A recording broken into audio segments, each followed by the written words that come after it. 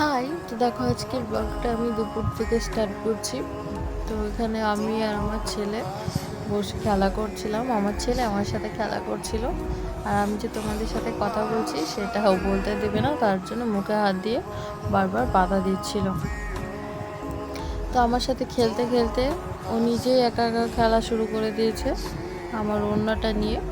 তো ওকে খেলছে দেখে ভালো, মানে কান্না করছে না দেখে ওকে ওর ঠাম্মির কাছে দিয়ে আমি সোজা রান্নাঘরে চলে গেছিলাম রান্না করতে। তো এখানে আমি চিকেন রান্না করব, তার জন্য এই তো রান্না শুরু করে দিয়েছি। তো আজকে আমি মাটির উনুনে কাঠের জালে রান্না করছিলাম চিকেন কষা।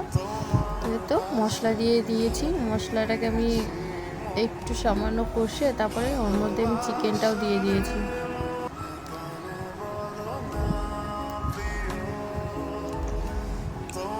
একটু নাড়াচাড়া করে হালকা একটু কষানোর পরে ওর মধ্যে আমি আলু দিয়েছি, দিয়ে আলু দিয়ে ভালো করে কষিয়ে নেব চিকেনটাকে।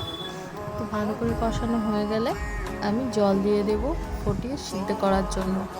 তো ফুটা হয়ে যাওয়ার পরে, সিদ্ধ হয়ে যাওয়ার পরে একটু ভাজা গরম মশলা ছিটিয়ে চিকেনটা আমি নামিয়ে নিয়েছি।